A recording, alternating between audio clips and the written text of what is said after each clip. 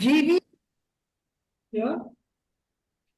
જીવીયમ ચેવ રૂવમ ચ વિજ્જુ સંપાય ચંચલમ. એને જીવનમાં જયારે ઉપર કહી દીધું સોબી ગાથામાં, અનિત્ય જીવલોકમે, આ અનિત્ય છે. તો ખાલી જીવન જ અનિત્ય છે એવું નથી. જીવનમાં આપણે જોઈ શકાય છે જન્મ અને મૃત્યુ, આ બે ઘટના જીવનની એકદમ જીવનને સ્પષ્ટ કરે એવી, એકદમ સ્પષ્ટ રીતે અને આંખની સામે થાય, આપણે સમજી શકાય એવી ઘટના છે. તો એટલે જીવન અને મૃત્યુ આ લીધે આપણને એવું લાગે જીવન અનિત્ય છે.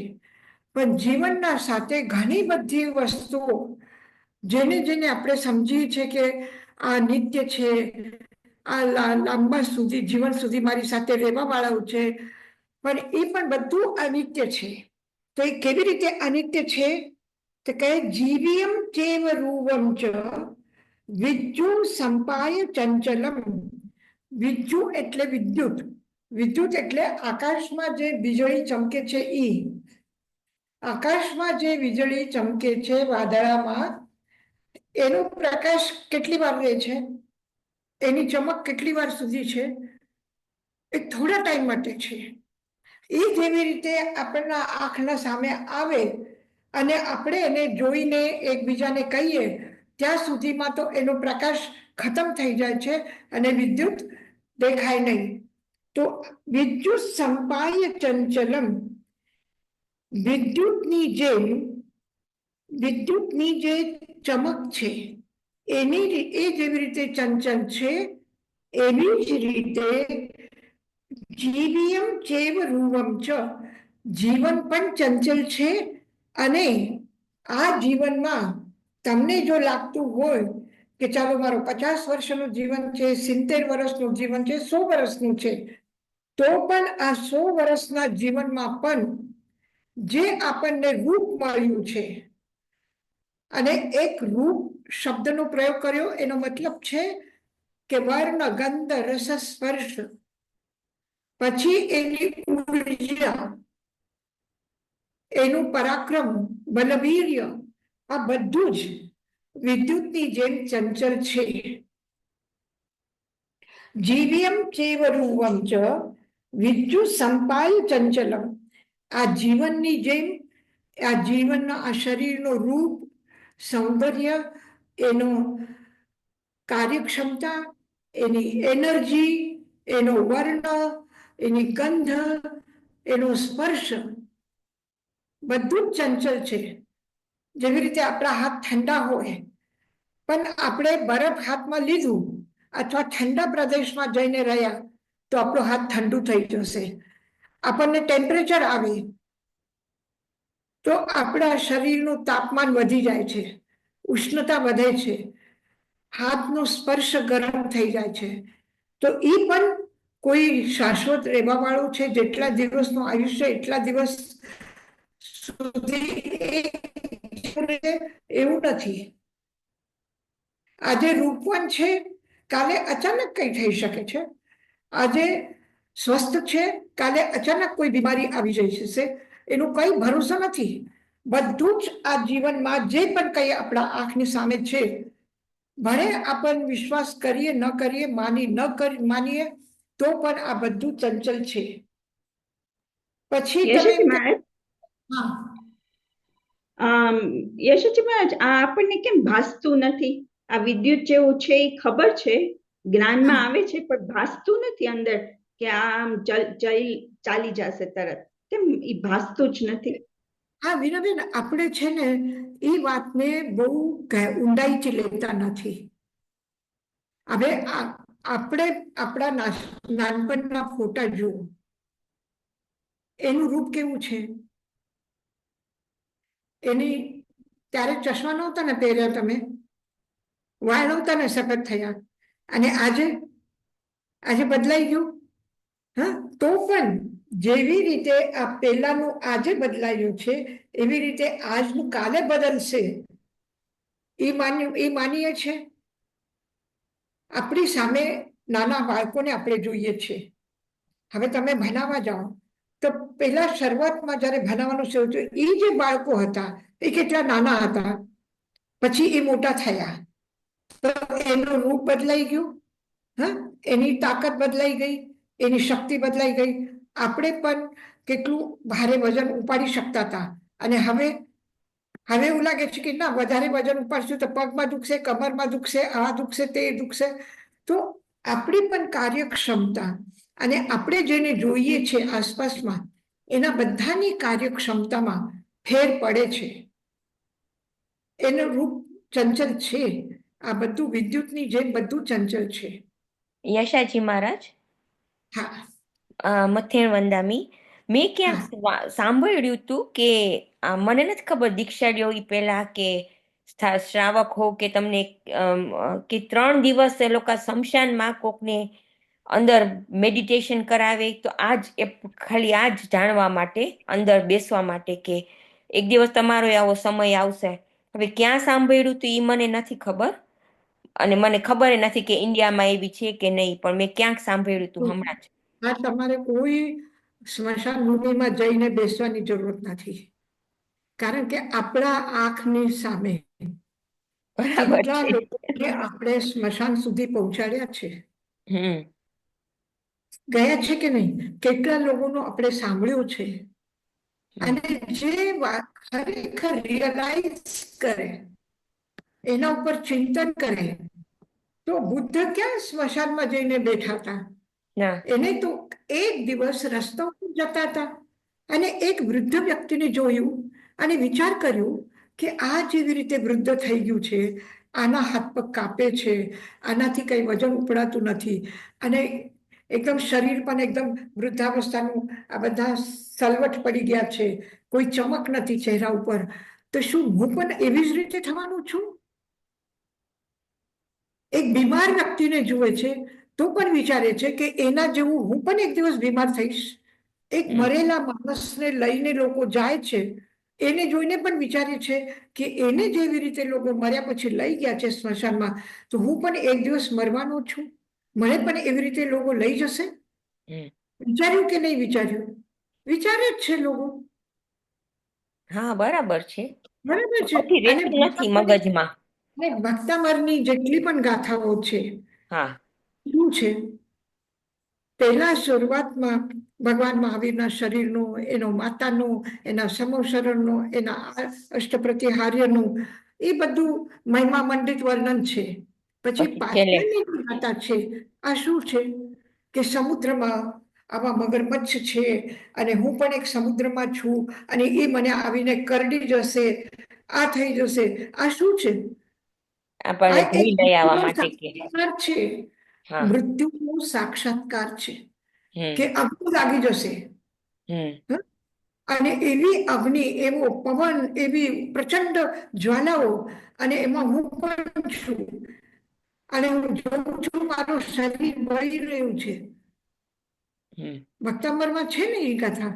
હા હા હા. રીતે ચંદનનું ઝાડ ને જે રીતે સાપ ઘેરાયેલું છે સાપથી, તો મારું જીવન પણ આ કષાયના સાપથી જીવન, ચંદનનું ઝાડ છું હું, ચંદનની સુગંધ છે મારામાં, લોકો મને ખૂબ પ્રેમ કરે છે, છતાં પણ આ ક્રોધ, માન, માયા, લોભના આ સર્પ બધા મને ઘેરાઈ ઘેરીને ગયા. બેઠા છે, ઘેરાયેલા છે. હમ તો એવી જ રીતે મારું જીવન છે.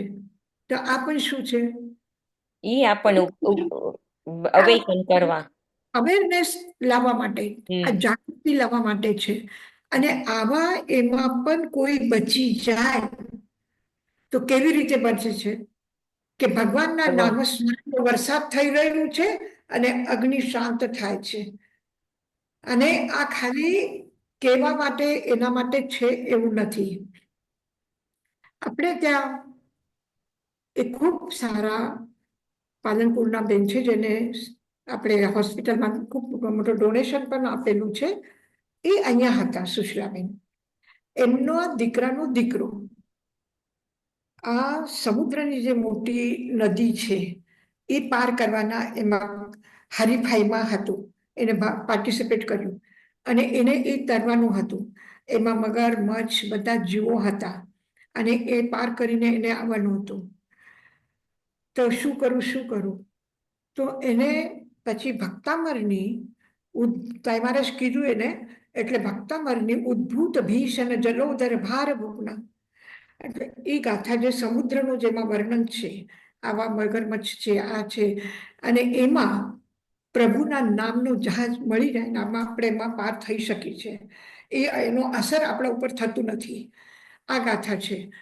તો આ ગાથાનું એને બોમ્બેના દરેક ઉપાશ્રયમાં જાપ કરાવ્યો.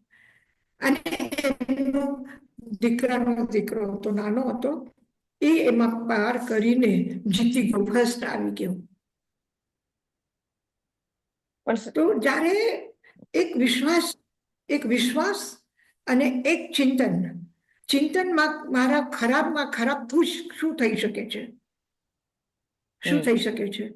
આગ લાગી શકે છે, હું દરિયામાં પડીને મરી જઈ શકું છું, કોઈ સાપ બીછું જેવા ઝેરીલા આવીને મને ડંખ મારશે ને ઝાડ ચડશે ને હું મરી જઈશ, કોઈ મને બંદી બનાવીને જેલમાં પૂરી દેશે, બેડીઓ નાખશે મારા હાથમાં, શું થઈ શકે છે? ખરાબમાં ખરાબ શું થઈ શકે છે? અને જે મૃત્યુનો કિનારો છે, એટલે જીવનનો કિનારો દેખાય છે.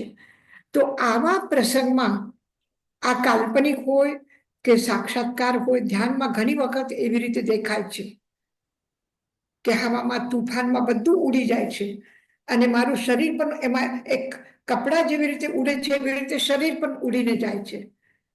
આ મેડિટેશનની અવસ્થા છે, અમે લોકો અનુભવ કરેલો છે. અને એ અવસ્થાને અનુભવ કરીને જે એમાં દ્રઢ રહી શકે છે, એ સાક્ષાત પણ એવી ઘટના ઘટી જાય તો પણ એવી રીતે રહે છે. આ વૈભારગીરી પહાડ ઉપર સપ્તપર્ણી ગુફાની સામે પથ્થર ઉપર ગુરુદેવજી 3 દિવસ ત્યાં બહાર ધ્યાનમાં બેસતા હતા. રાતના જંગલી ભેંસા આવે છે, એ તોફાન કરીને વયા જાય છે. પછી બાઘ આવે છે, એ પણ આવીને પાસે બેસી જાય છે. અને એમના સાથે, ગુરુદેવજીના સાથે અમુલુક મુનિજી કરીને એક સંત હતા, એમના ગુરુભાઈ, અને મંદિરના શ્વેતાંબર કોઠીના મંદિરનું એક ભંડારી કરીને સ્ટોર કીપર, ભંડારી એટલે એ બરાબર 2 જણા સાથે જતા હતા ત્યાં. અને તમે જોયું હશે ત્યાં ઉપર મુનિસુબ્રત સ્વામીનું મંદિર છે, અને મંદિરના દરવાજામાં સળિયા લાગેલા છે. એ લોકો મંદિરના અંદર બેસતા હતા, બંને સળિયાનો લોડાનો દરવાજો બંધ કરતા હતા અને ગુરુદેવજી બહાર પ્લેટફોર્મ પર બેસતા હતા. અને ત્યાં બાઘ આવતો હતો, એ અંદર બેઠેલા દરવાજો બંધ કરીને ગભરાતા હતા, એના હાથ પગ કાપતા હતા, અને ગુરુદેવજી ધ્યાનમાં એકદમ બેઠેલા છે અને આંખ ખોલીને ધ્યાન કરે છે. એટલે જુએ છે કે બાઘ આવ્યું છે, બાઘ એને પ્રદક્ષિણા કરે છે, પછી એના સામે બેસે છે અને ચૂપચાપ વયો જાય છે. કેમ એને બાઘ કઈ કર્યું નહીં? અને કર્યું નહીં એ બરાબર, પણ કરી પણ જાય તો પણ શું સ્થિતિ થઈ શકે છે? અમે જ્યારે અહીંયા રાજગીર આવ્યા, 73નું ચાતુર્માસ શ્વેતાંબર કોઠીમાં કર્યું, 74નું ચાતુર્માસ દિગંબર કોઠીના સામે જ્યાં ડકૈત થઈ હતી, એમાં કલકત્તાના એક ભાઈ છે, એમનું મકાન છે, ત્યાં હતા. અને ગુરુદેવજી પૂર્વ ભારતના ઉપાશ્રયમાં હતા. અને ગુરુદેવજી ત્યાં ચાતુર્માસ માટે બિહાર કરીને આગ્રાથી આવવાના હતા. આવ્યા તો બિહાર શરીફથી નાલંદાથી રાજગીર, આવી રીતે રૂટ નક્કી થયું હતું. પણ ગુરુદેવજી તો એકદમ હવાની જેમ છે, જાય. એના મનમાં આવ્યું કે બિહાર શરીફથી હું નાલંદા જાઉં, એના કરતા બિહાર શરીફથી હું પાવાપુરી જાઉં, અને પાવાપુરીથી પછી હું રાજગીર જાઉં. એટલે એમને વિહાર કર્યું બિહાર શરીફથી પાવાપુરી. પાવાપુરીના રાતમાં ત્યાં રહ્યા અને ત્યાં જલમંદિરમાં બહાર બેઠા ધ્યાન માટે આખી રાત. ત્યારે અહીંયા ત્યારે આપણે ફોન કે આ બધું વ્યવસ્થા નહોતી, કોઈ આપણા પાસે મોટું સ્ટાફ નહોતું કે આપણે કોઈને બરાબર મોકલીએ કરીએ. એટલી ખબર હતી કે બિહાર શરીફ પહોંચી ગયા છે ગુરુદેવજી. હવે સવારના બધા તૈયારીમાં હતા, રાજગીર પધારે છે, બધા બિહાર શરીફના રોડ ઉપર જઈને ઊભા, ત્યાં સ્વાગતની તૈયારી કરી કે ગુરુદેવજી પધારશે. અને પછી આવનાર સાયકલ વાળો આવે કે ગાડી વાળા આવે એને પૂછે કે રસ્તામાં જોયા મારા સાહેબને? એ કે છે ના, અમે કોઈ મારા સાહેબને નથી જોયા. પછી થયું કે કેમ, શું થયું, ક્યાં છે ગુરુદેવજી? પછી ખબર પડી કે પાવાપુરીમાં ગુરુદેવજી રોકાઈ ગયા છે અને મંદિરમાં ધ્યાનમાં બેઠા છે. એટલે તાઈ મહારાજ પછી પગે પાયે વિહાર કરીને પાવાપુરી ગયા. ત્યાં વહેલી સવારે પહોંચી ગયા તો જોયું કે ગુરુદેવજી તો પાવાપુરી જન મંદિરમાં ધ્યાનમાં બેઠેલા, અને એમની પાસે પગમાંથી લોહીની ધારા નીકળે છે અને એ તાલાબમાં જઈ રહી છે. આટલું બધું બ્લડ નીકળી ગયું છે પગમાંથી અને એ ધ્યાનમાં એકદમ સ્થિર છે. પછી ખબર પડી કે કઈક સાપ કે એવું કઈ જીવડું પાણીમાંથી આવીને કરડીને ગયું છે. પછી તરત જ ત્યાંથી માણસને મોકલ્યું રાજગીરથી ડોક્ટરને લઈને ગયા. ત્યાં પાટો, પછી ગુરુદેવજીને ધ્યાનમાંથી જાગૃત કર્યા અને પછી એને પાટો બાંધ્યો ને પછી આરામ કરાવ્યો. પણ એમને કાંઈ ખબર નથી કે કોઈ જીવડો આવ્યો છે કે પગમાં એને કાટી લીધું છે કે એમાંથી બ્લડ જઈ રહ્યું છે. અને એટલું બ્લડ ગયું છે કે ત્યાં જ્યાં બેઠા છે ત્યાંથી નીકળીને પાણીમાં વયો ગયું, તો પણ એ પોતાના ધ્યાનમાં છે. એનું ધ્યાન કેટલું ઊંડું હશે, કેટલું ઊંડું ધ્યાન હશે યશાજી મહારાજ? કેટલું ઊંડું ધ્યાન હશે. એટલે યા તો એવી આત્મચેતના, એવી જાગૃતિ, એવી આત્માનો સ્વભાવ, કરુણા, પ્રેમ કે જે પણ કહો, કે જે હિંસક પશુની હિંસક વૃત્તિને પણ અટકાવે છે. એટલે સિંહ એને કંઈ કરી નહીં શક્યો, બાઘ એના ઉપર આક્રમણ ન કરી શક્યો, અને એક પાણીનો જીવડા આવીને કરડી નાખ્યું તો પણ એનું ધ્યાન નહોતું ગયું. અને એવું જ નહીં, આ તો શરીર સાથે સંબંધ છે, પણ કોઈ આપણી વસ્તુ હોય, આ કઈ હોય, આપણે સામાયિકમાં બેઠા છે અને આપણે બાજુમાં કોઈ પથાના પાસે કઈ સારું કવર કે આપણે કોઈ પણ માળા કે કઈ રાખી હશે અને કોઈ બાળક આવીને ઉપડી જાય તો આપણે શું કરશું? આપણે સ્વાધ્યાય કરતા હોય, આપણે ધ્યાન કરતા હોય તો આપણે તરત જ ધ્યાન થાય, એ મારી માળા છે. છે કે નહીં?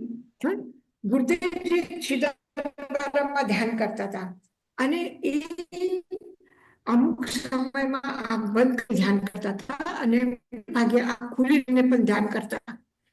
એને આખી ત્યારે મેળો હતો અને પહેલા તો ખબર તમને કે મેળા જે લોકો આવતા હતા, શરાબ પીધેલા, એવા તેવા, પછી આવે જેવું ફાવે એવું કરે, એવી રીતના લોકો હતા પહેલા.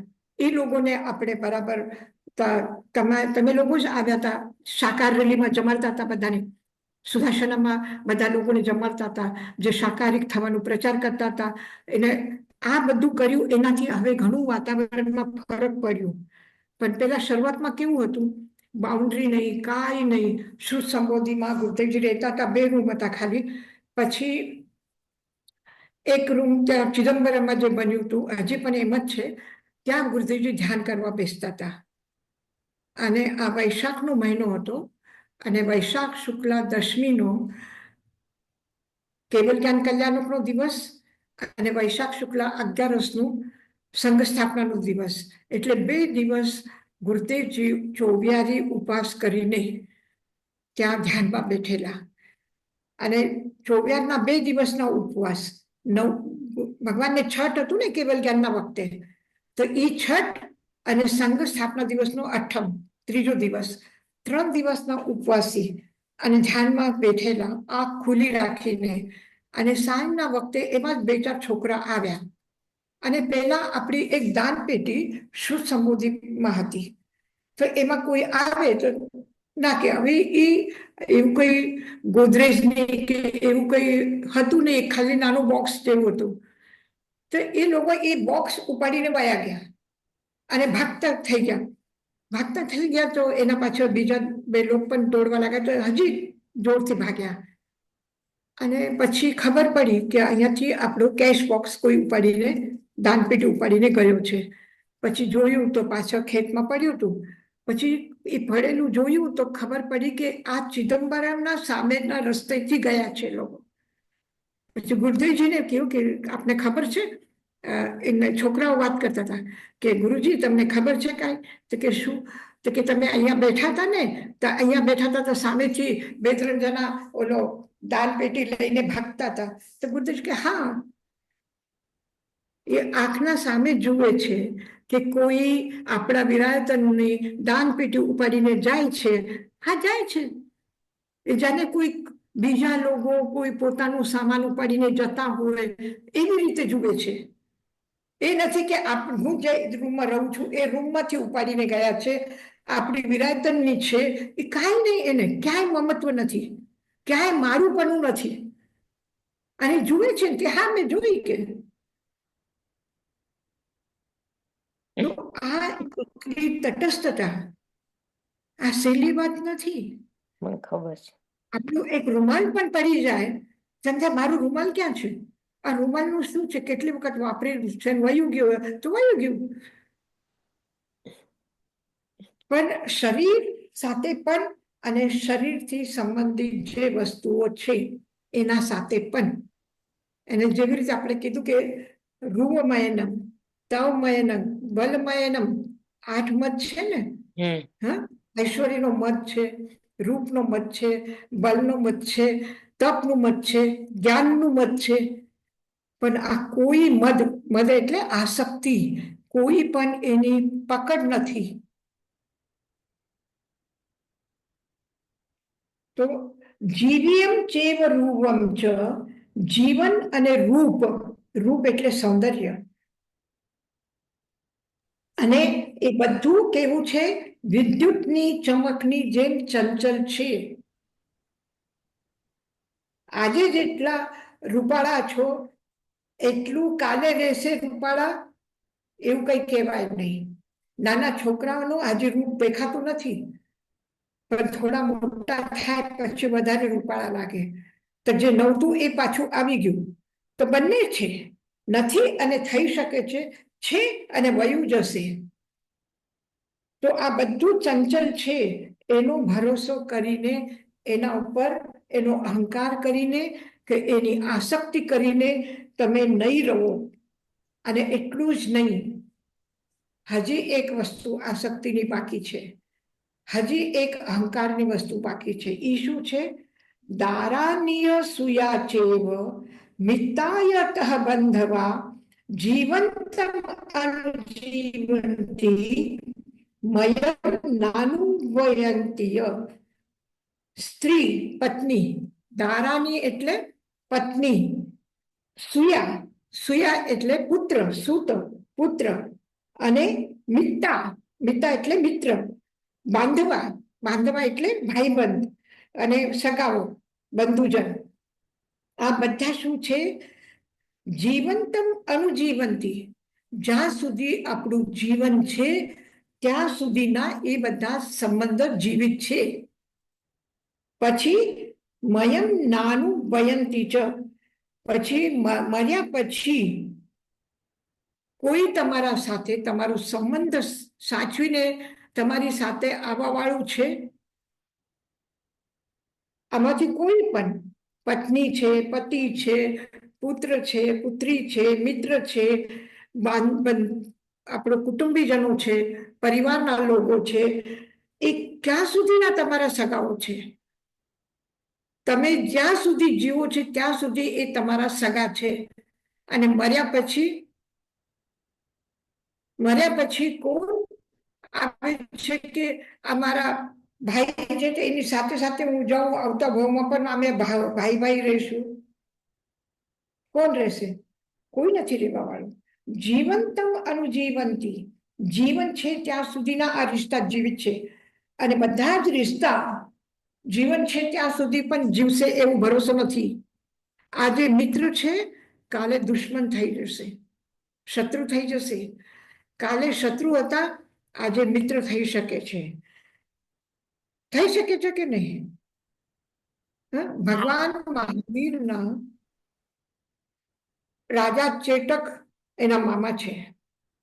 ચેતકની એક દીકરી છે જે કૌશાંબીની મહારાણી છે, અને એક દીકરી છે એ ચંપાની અંગ દેશની મહારાણી છે.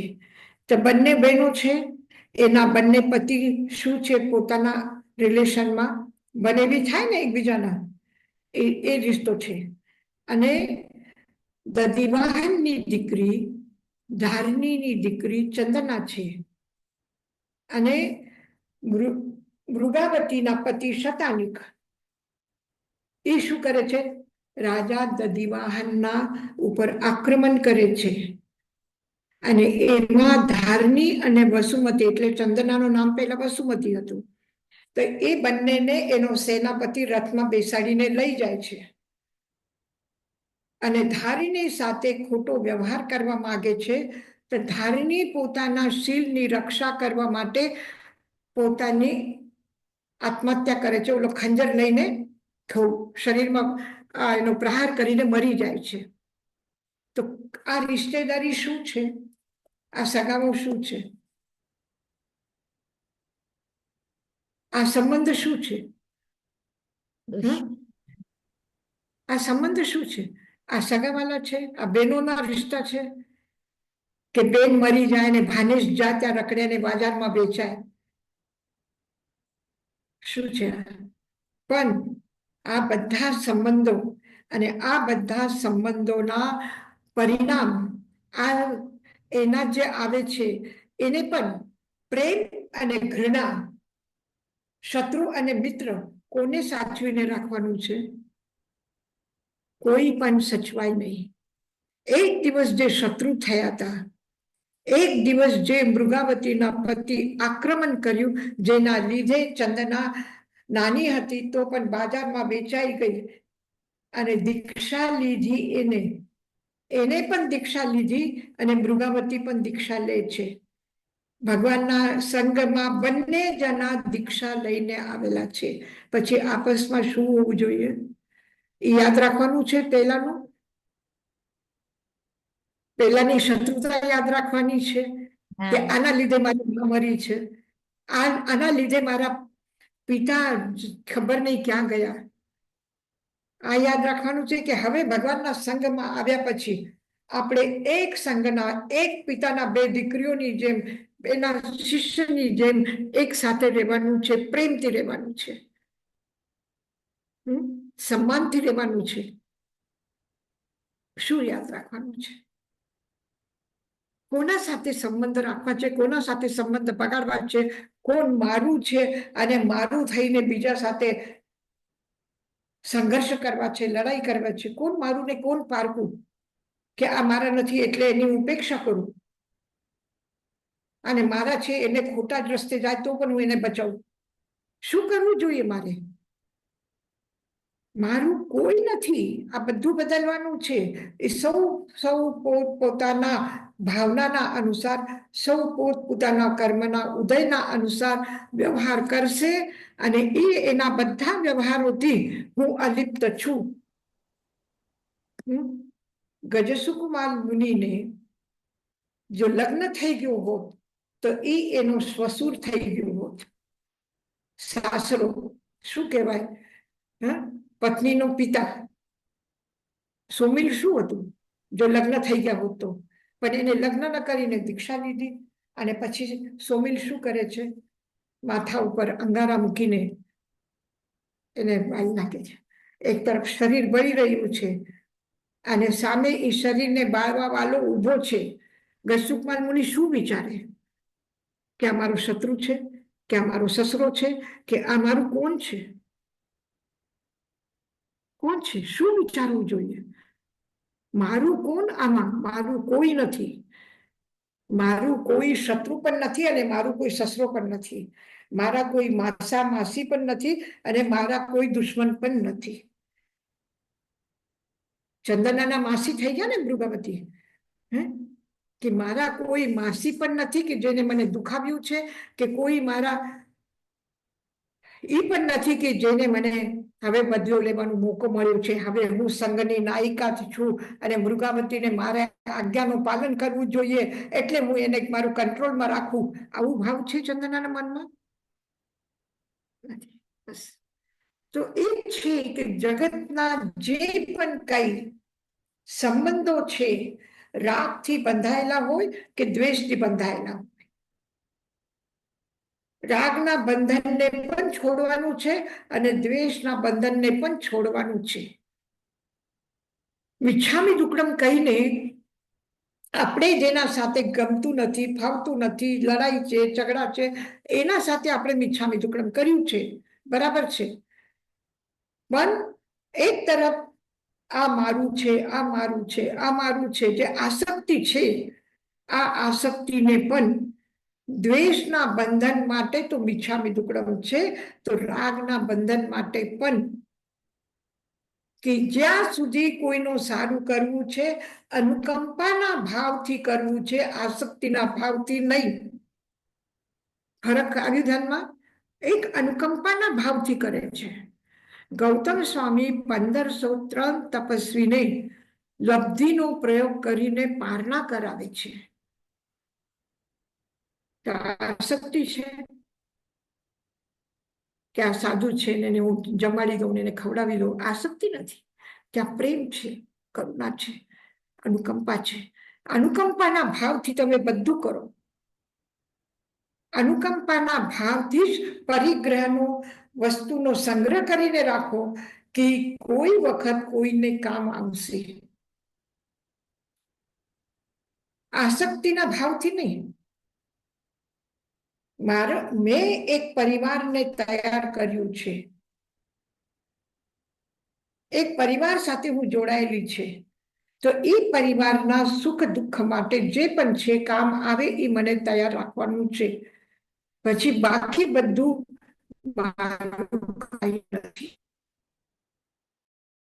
જવાબદારી છે, એક કર્તવ્ય છે, જીવનનું જે એક છે એને આવશ્યકતા પ્રેમથી પૂરી કરવી છે, એ બરાબર છે, પણ આસક્તિ નહીં કે મેં આટલું કર્યું તારા માટે, મેં આટલું કર્યું તારા માટે, એ નહીં. ઠીક છે, આપણા પાસે હતું, આપણે તૈયાર કરીને આપણે એને સોંપી દીધું, બસ પતી ગયું. કે આ મેં કર્યું, મારું છે, આ નથી. તો દારાનીય સુયાચેવ મિત્તાયતઃ બંધવા જીવંતમ અનુજીવંતી મયમ નાનું વયંતીય. અને કર્તવ્ય પૂરા કરો, એનાથી મને શું મળશે શું નહીં મળે એની એ નથી. એ આગળના સૂત્રમાં કહ્યું છે, કિરીયમ ચ રોયએ ધીરો, કિરીયમ ચ રોયએ ધીરો. કિરીયમ કાર્ય, કાર્ય ચ રોયએ ધીરો. ધીર પુરુષ, ગંભીર વ્યક્તિ, ધીર પુરુષ એને ધૈર્યપૂર્વક જે વિચાર કરે, આવેશમાં આવીને નથી કરતા. સમ્યક રીતે વિચારીને જો વ્યક્તિ કાર્ય કરે છે, કાર્યમ કિરીયમ કાર્યમ ધીરો. ધીર વ્યક્તિ પોતાના કર્તવ્યમાં પૂરું કરે છે. રોયએ ત્યાં બસ કર્તવ્ય પૂરી થાય એટલી જ એની રુચિ છે, એનાથી આગળ કાંઈ નથી. કિરીયમ રોયએ ધીરો, કાર્ય કરે છે, કાર્ય પૂરતી જ એની રુચિ છે એક ધીર વ્યક્તિની. તો લાભ એનો તો હું કરું છું, બધા મને પ્રશંસા કરશે, કે હું ન કરું, એને નથી કર્યું એટલે હું ન કરું, હું શું કામ કરું, અને એને મારું મને કેટલા દુઃખ આવ્યા, હવે મને મોકો મળ્યો, ભલે ને બીમાર પડ્યા હોય, ભલે ને હોસ્પિટલમાં ગયા હોય, જાય એ એનું પોતાનું સમજશે, એના કર્મ જાણે, ઈ જાણે. તો એ પણ નહીં, કર્તવ્યને પૂરા કરવા છે, એનાથી મારું શું લાભ થવાનું છે, શું મારું નુકસાન થવાનું છે, એ વિચારવાનું નથી. હું કોઈ પણ લાભને પ્રાપ્ત કરવા માટે, મારું કોઈ સ્વાર્થ પૂરું થાય એટલા માટે નથી કરતું, અને હું અહંકારને કે યશ કીર્તિને મેળવવા માટે નથી કરતો, પણ મારું આ ફરજ છે, મારું આ કર્તવ્ય છે, એ મને પૂરું કરવાનું છે, અને પૂરું કરવાના સાધનો છે મારી પાસે, તો એનો ઉપયોગ કરવો છે. તો જગતના સાથે જે સંબંધ છે, પરિવારના સાથે જે સંબંધ છે, મિત્રો સાથે જે સંબંધ છે, એ સંબંધોનો લાભ લઈને કોઈ સ્વાર્થની પૂર્તિ નથી કરવાની કે કોઈ એના ઉપકાર કરીને કોઈ યશકીર્તિ મેળવવા માટે નથી કરવાનું. એક નિરપેક્ષ ભાવથી, અનાસક્ત ભાવથી જે છે એનો સમ્યક ઉપયોગ કરવાનું છે. આવે ધ્યાનમાં? યશાજી મહારાજ, ધીર હા, ધીરનો મતલબ શું છે? કિરિયમ ના, ધીરિયમ. કિરિયમ એટલે કાર્ય, ના, ક્રિયા. કિરિયમ નહીં. કિરિયમ ચ રોય ઈ ધીરે, ધીરો. મતલબ રુચિ, હા. અને ઇન્ટરેસ્ટ. હા. કાર્ય કરવામાં જે ઇન્ટરેસ્ટ રાખે છે, તો ખાલી કાર્ય કરવા પૂરતું જ છે. એનાથી શું બેનિફિટ મળે છે એ નથી જોવાનું, એનાથી શું નુકસાન થવાનું છે એ નથી જોવાનું. અને એમાં ધીર પુરુષને શું કહેવાય? ધીર એટલે જે જ્ઞાની છે, એ ખાલી કાર્ય કરવામાં જ ઇન્ટરેસ્ટ રાખે છે. એનું પરિણામ શું મને મેળવવું જોઈએ એ નહીં. યશાજી મહારાજ, થોડુંક કપાઈ ગયું, તો ધીર પુરુષ એટલે શું પાછું? હા. ધીર એટલે જેને ધીરજ છે. અચ્છા. ધીરજ છે એટલે ધીરજ ક્યાં છે કે મેં ઉતાવળા થઈને પણ નથી કરવાનું. ઉતાવળા થઈને કે હા કોઈ પ્રશંસા કરે તો હું લૂંટાઈને મૂકી દઉં, એમ નથી. એટલે પ્રશંસાને મેળવવા માટે પણ નથી કરવું, અને કોઈ અપમાનનો બદલો લેવા માટે પણ નથી કરવાનું, અને કોઈને નીચો દેખાડવા માટે નથી કરવાનું. તો શા માટે કરવાનું છે? એમાં ખાલી આપણો આનંદ છે, આપણું ઇન્ટરેસ્ટ છે, આપણી જવાબદારી છે. કારણ કે યશાજી મહારાજ, અપેક્ષા જ્યાં હોય છે, એ અપેક્ષા જો આપણી પૂરી ન થાય તો રાગ દ્વેષનો ઉફાન આવે છે, ઉત્તેજના વધે છે. અપેક્ષા છે કે હું એની સેવા કરું તો એ મારી પ્રશંસા કરે, અને અપેક્ષા પૂરી ન થાય પછી શું થાય? મેં આટલું કર્યું પણ જો કેવા છે, મોઢામાંથી શબ્દ નીકળતું નથી કે હા મેં કર્યું છે, મારું કોઈ કર્યું છે.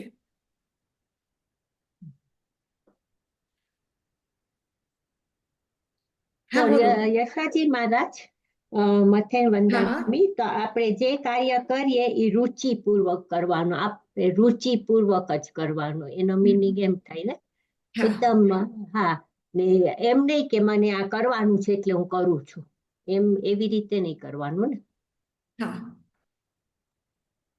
એને રુચિ શબ્દ જે છે ને, ઉત્તરાધ્યાય સૂત્રમાં છે ધર્મ રુચિ, જ્ઞાન રુચિ, જાણવામાં ઇન્ટરેસ્ટ, ધર્મ કરવામાં ઇન્ટરેસ્ટ, એટલી ઈચ્છા શક્તિ. તો ઈચ્છા શક્તિ કેટલી છે? કાર્યમાં, કાર્ય કરવા પૂરતું જ છે. કાર્ય પછી એનાથી મને સન્માન મળે છે, એનાથી મારી વાવા થાય છે, એ નથી. આ કાર્ય કરવાથી કોઈનો હું બદલો લઈ શકું, કોઈને નીચું દેખાડું, કોઈનું અપમાન કરું, એવું પણ નથી. એટલે બસ ખાલી રુચિ એટલે પ્રસન્નતા છે મારી કાર્ય કરવાની, એટલા પૂરતું મારે કરવાનું છે. મારી ફરજ છે એ હું પૂરી કરું છું. યશુજી મહારાજ, રોય એટલે પૂરું કરવું? હા, રોય એટલે પૂરું કરવું? શું? રોય નહીં, એટલે પૂરું કિરિયમ, કરવું. રોય એટલે રુચિ, અને કિરિયમ એટલે રુચિ. કાર્ય. ઓકે. હા, રુચિ એટલે પ્રસન્નતા, રુચિ એટલે એ કરવાનો એક આનંદ, કાર્ય કરવાનો એક આનંદ છે. મેં કર્યું, બસ પતી ગયું, મારી ખુશી છે, મેં કર્યું. એને શું સમજવું છે એ એનું મતલબ.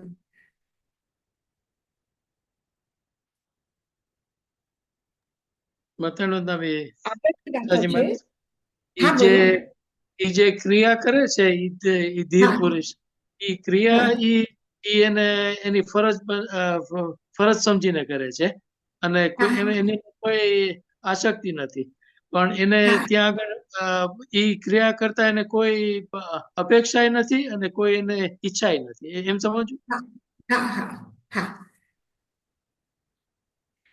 જી. શું છે કે શુભ અશુભ, શુભ એટલે સારા ભાવથી આપણે કર્યા, કે કોઈ બીમાર છે તો ચાલો મારા પાસે છે તો એને કામ લાગશે તો કરી દઉં, અને હા એને સારું લાગશે એટલા માટે આપણે કરવાનું છે. આપણા સાગાવાલા છે એને સારું લાગશે કરવાથી તો સારું, અને હું કરું તો લોકો મારી વાહ કરે, તો આ શુભ ભાવથી કર્યા તમે, એમાં ખોટું નથી કે કોઈને અપમાન કરવું કે કોઈનું નુકસાન પહોંચાડવું, એ નથી. સારું કરવું છે ને એમાં આપણું પણ સારું થઈ જાય, તો આ શુભ છે. અને કોઈને નુકસાન પહોંચાડવા માટે કે એને નીચું દેખાડવા માટે હું સારું કામ કરું, કે મેં એનો ફ્રેન્ડ છું તો પણ મેં કર્યું, ને એનો ભાઈ છે તો પણ એ નથી કરતો, તો એને નીચું દેખાડવા માટે મેં કર્યું, તો એવું આ અશુભ પણ નથી, શુભ પણ નથી અને અશુભ પણ નથી. એક સહજ આનંદ છે કે મને ખુશી છે કરવાની એટલે હું કરું છું.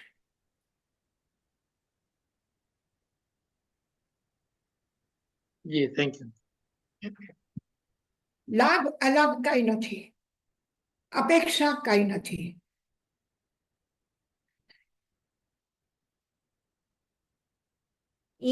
યશાજીમાં જ એનું વિવેક હોવું જોઈએ કે આપણે હેપીલી કરીએ પણ એમાં શુભ નથી અશુભ નથી, અશુભ નથી. ક્વાઇટ આમ અંદર ક્વાઇટ સટલ છે, ક્વાઇટ આમ સૂક્ષ્મ છે. અને શુભ પણ નથી અશુભ પણ નથી, માત્ર એક સ્વભાવ છે, શુદ્ધતાનું રૂપ છે.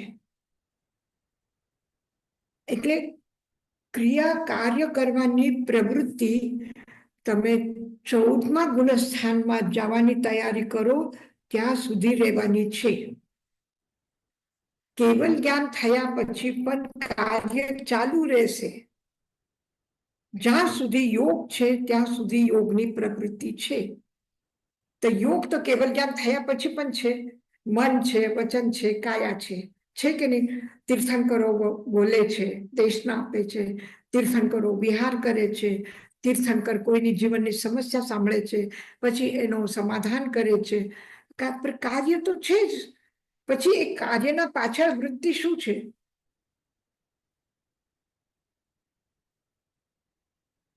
કાર્યના પાછળની વૃત્તિ શું છે?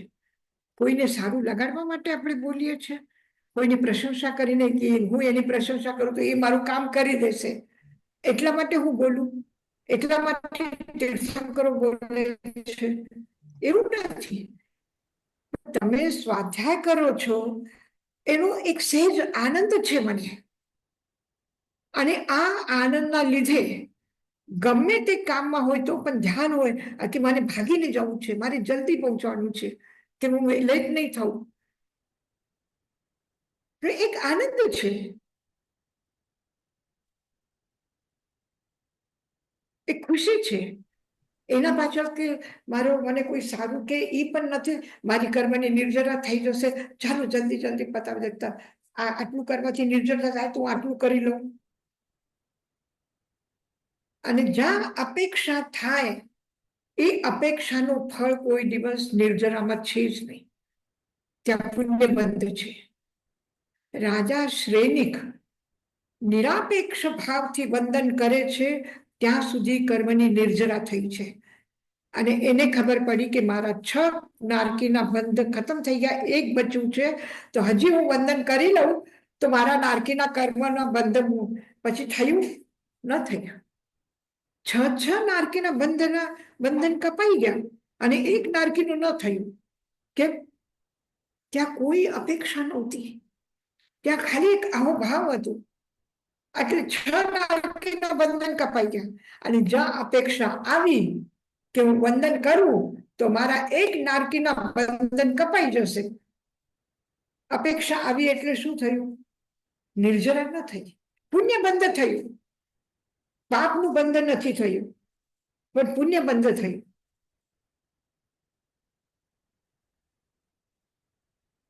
આવ્યું ધ્યાનમાં? કે હા. નિર્જરા ક્યાં છે અને પુણ્યબંધ ક્યાં છે. અને જ્યાં સુધી નિર્જરા ન થાય ત્યાં સુધી પુણ્યબંધ કરી લેવાનું, પાપનું બંધ ટાળવાનું છે. અશુભમાંથી શુભમાં આવવાનું છે, અને શુભમાં આવ્યા પછી એક દિવસ શુદ્ધમાં આવી જશું. અને શુદ્ધમાં આવ્યા પછી વાર નહીં લાગે. શુભમાં આવશું, પુણ્ય બંધ થશે, પુણ્ય ભોગવશું અને બધાને ભોગવવું પડશે. તીર્થંકર નામ કર્મનું ઉપાર્જન કર્યા પછી 30 વર્ષ સુધી ઈ કર્મ ભોગવ્યું ને ભગવાન મહાવીર. તીર્થંકર નામ કર્મનો ઉદય હતું એટલે સોનાના સિંહાસન ઉપર પણ બેઠા, છત્ર પણ થયા, ચમર પણ વિંજાના, દુંદુબી પણ વાગી. આ પુણ્યનું ઉપાર્જન કર્યું અને ભોગ્યું. પણ એ ભોગતી વખતે જ્યારે તીર્થંકર નામકર્મનું ઉપાર્જન થયા પછી સોનાના સિંહાસન પર બેઠા છે કે શિલા ઉપર બેઠા છે, મહાવીરને કોઈ ફરક નથી પડ્યો. કે રાજા શ્રેને કેટલું સારું સમોસન રચાયું અને પાવાપુરીમાં સારું ન થયું, આવું કોઈ વિકલ્પ નથી એના મનમાં. કે રાજગૃહના 14 ચાતુર્માસમાં હજારો લોકો સાંભળવા માટે આવતા હતા. આ ચાતુર્માસમાં આ સમયમાં સમૂહ શરણ લાગ્યું અને નગરીના દરવાજા બંધ થઈ ગયા. કોઈ દર્શન માટે નથી આવતું. આ કેવું રાજા છે એવું કઈ ભાવ આવ્યું ભગવાન મહાવીરના મનમાં જયારે અર્જુન માલીનો ઉપસર્ગ હતો રાજગૃહમાં? દરવાજા હતા જતું નહોતું દર્શન કરવા માટે. યશાજી મહારાજ, આપણે એક વાત કરી કે પુણ્યના બંધ કરવાના, પાપના ની, અને પુણ્યમાંથી તમારું ઇવેન્ચ્યુઅલી તમે શુદ્ધ ભાવ થશે. પણ પુણ્યથી આપણે પાછા પણ નીચે વયા જાય ને, પુણ્ય મળે તો કેમ મહાવીર ભગવાનની લાઈફ જોઈએ તો. હા, પુણ્ય બંધ થશે તો કોઈનો લાભ થશે. ભગવાન મહાવીર તીર્થંકર નામ કર્મનું ઉપાર્જન કર્યું, પુણ્ય બંધ થયું તો કેટલા ભવિજીવો તરી ગયા. ના બરાબર છે, હું તો આપણી વાતો કરું છું કે પુણ્ય બહુ બાંધીએ પણ પાછા નીચે વયા જાય એમ. ના ના, નીચે નથી જવાના, ઊંચા જ જવાના છે. હવે શાલિભદ્ર પાપના ઉદયના કારણથી એના પાસે કાંઈ નહોતું, અભાવ હતું. એને ખાવા માટે ખીર જોતી હતી તો પણ એ રડતો હતો કે મને ખીર ખાવી છે.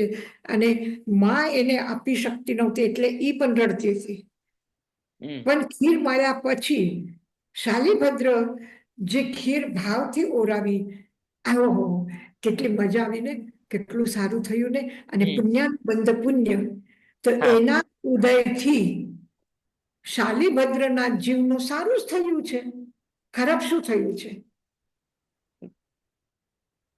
તો શાલિભદ્ર ને નીચે નથી પડવાના. યશાજી મહારાજ, આપણે કર્તવ્ય જે કરીએ એમાં બીજા બી ઇન્વોલ્વ હોય કર્તવ્ય પૂરું કરવા માટે, તો એમની અપેક્ષા આપણે રાખીએ કે આ તારે આવી રીતના કરી લેવાનું છે અને ઈ ના કરે, આ બધી અપેક્ષા તો કાર્ય સાથે ઇન્વોલ્વ જ છે. તો કેવી રીતના મેળ ખાય? આપ કાર્ય કરો આર્કિટેક્ચરનું ને કોઈને કઈ કીધું હોય ઈ ના કરે તો આપણે કેવી રીતના ડીલ કરીએ કે આ લાભ નથી, નુકસાન બરાબર છે? ના બીનાબેન, આપણે હંમેશા મેળ બેસાડવાની કોશિશ કરીએ પણ એમાં કોઈ મેળ નથી.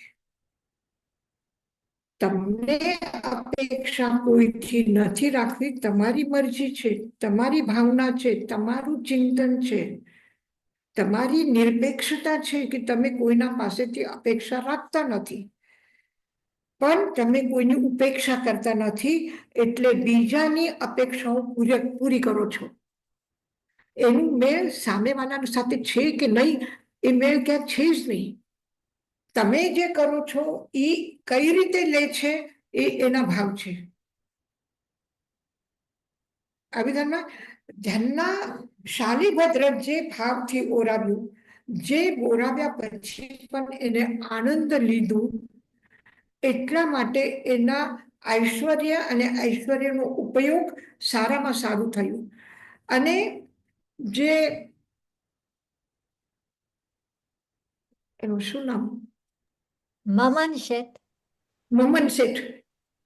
મમન શેઠ પણ ઓરાવ્યું, પણ ઓરાવ્યા પછી એનો આનંદ નહીં લીધો, એટલે એનો ઉપભોગ પોતે બી નહીં કર્યું ધનનું, અને બીજાએ કોઈ કર્યું? કોઈ નહીં કર્યું. પોતે પણ આટલું ઐશ્વર્ય હોવા છતાં પણ એક પોતા માટે સારું શાક લાવીને પણ ખાધું નથી એને. પોતે શું ઉપયોગ કર્યો?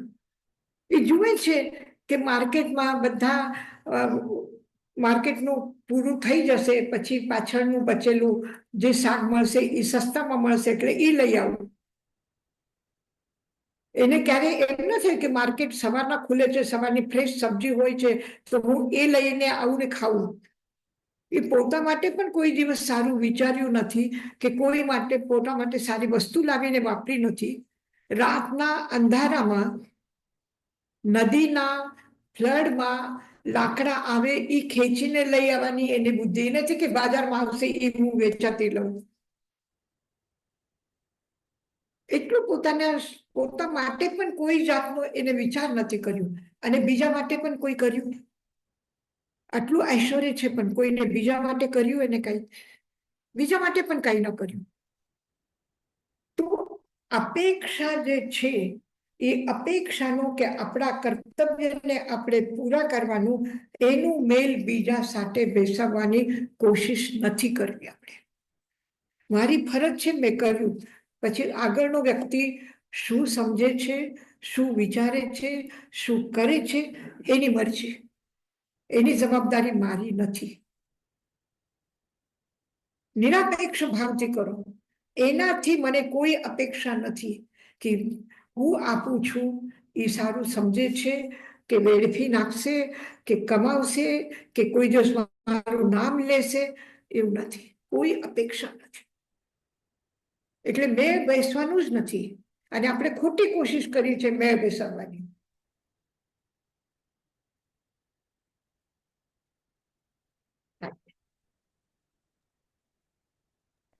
આવ્યું બીનાબેન ધ્યાનમાં? રીતાબેન? જી યશજી મેમ, થેન્ક યુ. યશસ્વી, એક જ પ્રશ્ન છે. તમે પહેલા કહ્યું જ્યારે બીનાબેને પૂછ્યું હતું કે આપણને બધું ખબર છે કે આ જીવન એક ક્ષણમાં જ વયું જશે અને આવશે, અને ત્યારે તમે બોલ્યા કે આપણે ડેપ્થમાં આપણને ખબર છે પણ ડેપ્થમાં નથી જાતા. તો તમે જ્યારે કીધું કે ડેપ્થમાં નથી જાતા, એનું કેવી રીતે ડેપ્થમાં જવાય? મેડિટેશન થ્રુ જ જવાય ડેપ્થમાં કે કેવી રીતે જવાય? આ જે છે ને આપણે ડેપ્થમાં નથી જતા એટલે કેવી રીતે કે આ જીવન છે, અને આપણે શું વિચારીએ છીએ કે એને મારું ખરાબ કર્યું તો હું પણ મોકો મળીશ ત્યારે એને પગાડીને મૂકી દઈશ. આ પછીના કેટલું સમય તમારા હાથમાં છે, કોઈનું બગાડવા માટે તમને ટાઈમ મળશે ખરું એ ખબર છે?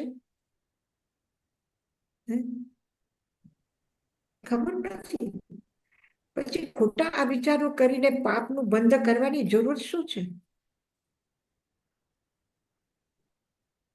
આજે મારા હાથમાં આ છે, હું આપી શકું એવું છે, અને સામેવાળા વ્યક્તિને જરૂરત છે, મારા પાસે છે, મને આપવાનું મન થાય છે તો હું આપી દઉં. બસ પતી ગયું. કે કાલે પછી જ્યારે મને જરૂરત પડે ત્યારે મને કામ લાગશે, મને જરૂરત પડશે કે નહીં પડે. અને આવા ખોટા વિચારો શું કામ કરું કે મને મારી એવી દયનીય દશા થાય કે મને કામ લાગે એવી પરિસ્થિતિ ઊભી થાય? શું કામ? મને કોઈ દિવસ કોઈના પાસેથી લેવાનું કામ ન પડે એવી ભાવ રાખો ને. એકદમ. કે મારી મદદ કરવા આવશે એવું શું કામ આપણે એટલું દયનીય થવું જોઈએ? એટલા દયાના પાત્ર નથી થવું આપણે કે આજે હું કોઈને આપું અને એ યાદ રાખે અને કાલે મને જરૂર પડે તો એ મને પાછું આપે. તો મને જરૂર શું કામ પડવી જોઈએ? હું આટલું ભાગ્યશાળી છું, મેં આટલા સારા કામ કર્યા છે, મને જરૂરત શું કામ પડશે કે કોઈ મને આપે? સાચી વાત તો છે. આપણે છે આપણે છે ને વિચાર નથી કરતા ઊંડાણમાં કે હું જે કહું છું કે કાલે મને કામ લાગશે, એના પાછળનો ભાવ શું છે? એના પાછળ હું એ ઈચ્છું છે કે મને ગરજ પડે, મારા પાસે અભાવ થઈ જાય અને મને જરૂર પડે હું માંગું, એવું શું કામ? જ્યારે આચાર્ય સિદ્ધસેન દિવાકર ભગવાનની વંદના કરીને કલ્યાણ મંદિર સ્તોત્રમાં કહે છે કે યદ્યસ્તિ નાથ ભવદંગ્રી સરોરુહાણામ ભક્તે ફલમ કિમપી સંતત સજ્જિતાય, તમે મારા ભક્તિનું ફલ મને કઈ આપવા માંગતા હોય, શું કીધું? તમે મને આપજો નથી કીધું, મને સારામાં સારું આપજો એમ નથી કીધું એને. એટલે કે તમારી મરજી હોય અને તમે જો કોઈ આપવા માંગતા હોય તો સ્વામી ત્વમેવ ભુવનેત્ર ભવાંતરેપી, જેવી રીતે તમે આજ મારા સ્વામી છો, આજ મારા ભગવાન છો, એવી રીતે મારા જન્મ જન્મ સુધી ભગવાન રહેજો, આટલું જ હું તમારી પાસેથી માંગુ છું. શું અપેક્ષા છે ભગવાન પાસેથી? એનાથી વધારે અપેક્ષા પૂરી કરનાર ભગવાન કરતા કોણ વિશેષ છે દુનિયામાં કે આપણે અપેક્ષા રાખીએ કે હું એના માટે કરું ને મને પાછા કોઈક દિવસ કામ લાગશે, કે મારા કરતા મેં જે કામ કર્યું છે એનું ફળ મને કોઈ આપશે, મારી પ્રશંસા કરશે, મને અભિનંદન પત્ર આપશે, મારું સન્માન કરશે. અને જો આટલું કર્યું તો પણ એને કઈ કેર નથી અમારી. આ દુઃખી પણ થવાની વાત નથી, સુખી પણ થવાની વાત નથી. મારે દુઃખી પણ નથી થવું, મારે સુખી પણ નથી થવું. પછી શું થવું છે? દુઃખ પણ નથી જોતું, સુખ પણ નથી જોતું. પછી શું જોઈએ છે? હું મારા મસ્તીમાં રહું, આનંદમાં રહું, મારા પાસે જે હોય એ હું કરતો રહું, મારા વખાણ કરે કે ન કરે મને કઈ જરૂરત નથી. મને એવું લાગે છે કે અમારે કરવાનું છે, આ જરૂરત છે, અહીંયા અમારા ભાઈ છે, એના ભાઈના છોકરાઓ છે, એને ઉછેરવા છે, એના માટે આગળ વધે એવું જો મોકો મળે મને કરવાનો તો કરી લઉં, હું કરી શકું છું. અને પૈસા કે સંપત્તિ કે એ નહીં. ઘણી વખત શું થાય છે, કોઈ છોકરાવાળા છોકરીવાળાને જોઈને આવે અને પછી વાતો કરે, અને આપણને ખબર છે કે છોકરો પણ સારો છે, છોકરી પણ સારો છે, અને છતાં પણ કોઈના સાથે આપણી અનબન છે, તો હું કામ કહું, શું કામ કહું કે છોકરો બહુ સારું છે, તમે કરી લો? શું કામ કહું? અરે કોઈનું સારું થતું હોય ને એવું થાય, અને તમને ખબર છે કે સારા છે તો આપણે સારું કહેવામાં વાંધો શું છે? કોઈનું સારું થતું હોય, કોઈનું ભલું થાય, ખાલી આપણે બોલવાનું જ છે ને કે બહુ સારા છે, આપણે આપવાનું છે ના છે, કઈ નથી. અને તો પણ આપણે કઈ ના હો, અમે આ વ્યવહારમાં નથી પડતા, તમે તમારી રીતે જોઈ લો, ઓલાના મનમાં આવશે સારું નહીં હશે ને એટલા બોલે છે, અને એના સંબંધ નહીં થાય, એને વિચાર લાગે કે નહીં ભાઈ ખોટા હશે લોકો, નથી કરવું આપણે. તો કોઈનું અહિત થાય એવું પણ નથી કરવું, અને કોઈનું સારું થાય એ પણ નથી આપણે. હા, જે છે ને સારું ખુશ છે. તો થોડું આ એક જે બહુ આપણે આદત થઈ ગઈ ને, કપડાં લેવા હોય તો પણ જેટલા કિંમત છે એટલા પૈસા આપો ને કપડું લઈ લો, ખાવાનું સામાન લેવાનું છે તો પૈસા આપો ને એટલું જે સામાન મળે એટલું લેવું. તો આ બધું આપણે વ્યવહાર કરતા કરતા કરતા એટલા બધા વ્યવહાર થઈ ગયા છે ને કે વ્યવહારથી પરે આપણી કઈ ભાવના છે, અને એ ભાવના આપણો સ્વભાવ છે, આપણા આત્માનો સ્વભાવ છે, અને એ આત્માના અનુસંગે આપણે કંઈક કરીએ છીએ. આપણે કહીએ ભગવાન મહાવીર 30 વર્ષ સુધી કર્યું, તો કર્યું તો કેવી રીતે કર્યું? એને અપેક્ષા હતી કે મારા નિર્માણના 250 વર્ષ પછી બીનાબેન, રસીલાબેન, ભરતભાઈ બધા સ્વાધ્યાય કરશે, રીટાબેન, બકુરભાઈ બધા સ્વાધ્યાય કરશે, આ ભાવથી એને દેશના આપી છે કે જ્યાં સુધી જે ભાવિ જીવને લાભ મળે બસ એ તરી જાય. એવું જ ભાવ છે ને, બીજું શું છે?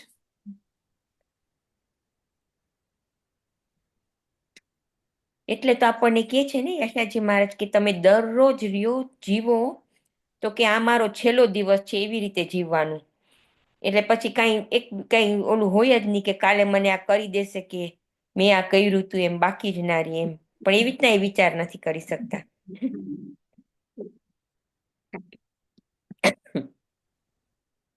થેન્ક યુ યશાજી મહારાજ.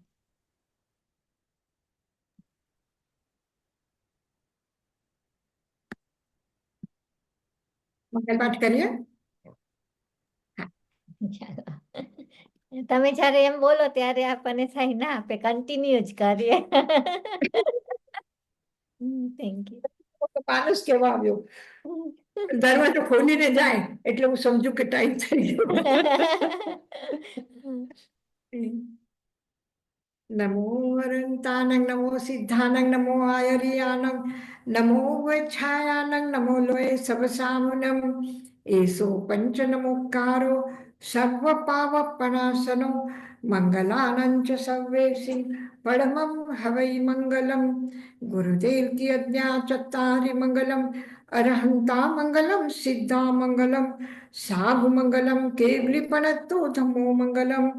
ચત્તારી લોગુત્તમા, અરહંતા લોગુત્તમા, સિદ્ધા લોગુત્તમા, સાધુ લોગુત્તમા, કેવલીપણત્તો ધમ્મો લોગુત્તમો. ચત્તારી શરણમ પવજ્જામિ, અરહંતે શરણમ પવજ્જામિ, સિદ્ધે શરણમ પવજ્જામિ, સાધુ શરણમ પવજ્જામિ, કેવલી પન્નતમ ધમ્મમ શરણમ પવજ્જામિ. અરહંત, સિદ્ધ, સાધુ અને ધર્મની શરણ લઈને જે મંગલમય યાત્રા કરી રહ્યા છો, આશીર્વાદ છે આ તીર્થ ભૂમિનો, આશીર્વાદ છે આ પરમાત્માનો, આશીર્વાદ છે પરમ પૂજ્ય ગુરુદેવ અને આચાર્ય શ્રી તાઈમાનો. આપણે બધાને પરસ્પરમાં સૌના સુખ, શાંતિ અને સમૃદ્ધિ ભરેલા જીવન માટે મંગલ કામના. ઓમ શાંતિ શાંતિ. હા, થેન્ક યુ યશાજી મહારાજ. વંદનજી.